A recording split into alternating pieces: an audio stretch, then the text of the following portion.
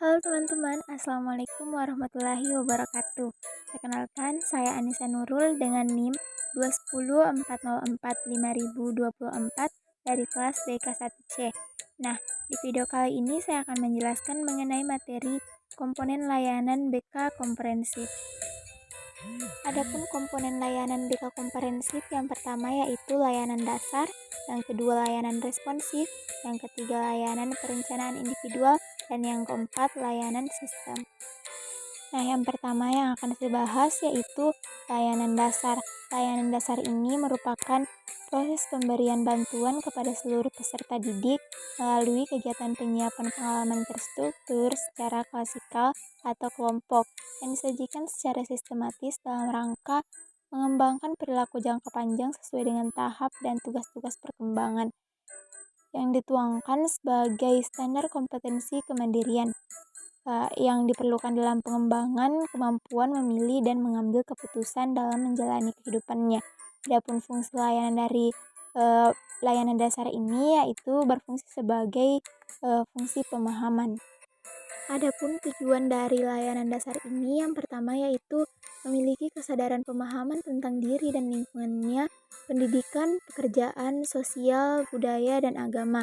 Yang kedua yaitu mampu mengembangkan keterampilan untuk mengidentifikasi tanggung jawab atau seperangkat tingkah laku yang layak bagi penyesuaian diri dan lingkungannya. Yang ketiga, mampu mengenangani atau memenuhi kebutuhan dan masalahnya. Yang keempat, yaitu mampu mengembangkan dirinya dalam rangka mencapai tujuan hidupnya. Nah, fokus pengembangan layanan dasar ini mengarah pada perilaku individu yang dikembangkan dalam komponen pelayanan dasar menyangkut aspek pribadi, sosial, belajar, dan karir. Nah, di sini ada 5 strategi yang digunakan dalam pelaksanaan pelayanan dasar. Yang pertama yaitu bimbingan klasik, yang kedua pelayanan orientasi, yang ketiga pelayanan informasi, yang keempat bimbingan kelompok, dan yang kelima aplikasi instrumental. Nah, selanjutnya komponen pelayanan yang kedua yaitu layanan responsif.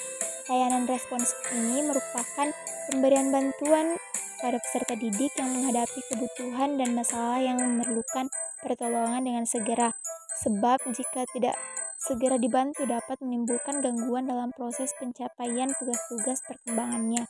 Fokus pelayanan responsif ini bergantung kepada masalah atau kebutuhan peserta didik. Nah, adapun strategi yang dapat digunakan dalam pelaksanaan pelayanan responsif ini yang pertama yaitu konseling individual atau kelompok, yang kedua bimbingan dengan teman sebaya, yang ketiga konferensi kasus, yang keempat kolaborasi dengan guru atau wali kelas, yang kelima kolaborasi dengan orang tua, yang keenam kolaborasi dengan pihak lain, yang ketujuh referral, yang kedelapan konsultasi, dan yang terakhir kunjungan rumah. Nah, komponen pelayanan yang ketiga yaitu layanan perencanaan individual. Layanan perencanaan individual ini merupakan proses bantuan kepada peserta didik agar mampu merumuskan dan melakukan aktivitas yang berkaitan dengan perencanaan masa depan berdasarkan pemahaman atau kelebihan dan kekurangan dirinya, serta pemahaman akan peluang dan kesempatan yang tersedia di lingkungannya. Fungsi layanan individual ini sebagai fungsi pemahaman, fungsi pengembangan, dan fungsi penyaluran. Adapun tujuan dari layanan perencanaan individual ini yakni yang pertama memiliki pemahaman tentang diri dan lingkungannya, yang kedua mampu merumuskan tujuan perencanaan dan pengelolaan terhadap perkembangan dirinya, yang ketiga yaitu dapat melakukan kegiatan berdasarkan pemahaman, tujuan, dan rencana yang telah dirumuskan.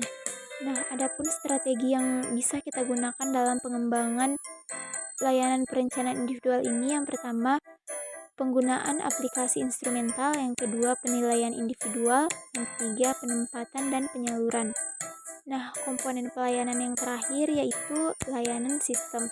Layanan sistem ini merupakan komponen layanan dan kegiatan manajemen atau kerja infrastruktur, misalnya teknologi informasi dan komunikasi, dan pengembangan kemampuan profesional konselor secara berkelanjutan yang secara tidak langsung memberikan bantuan kepada peserta didik atau memfasilitasi kelancaran perkembangan peserta didiknya.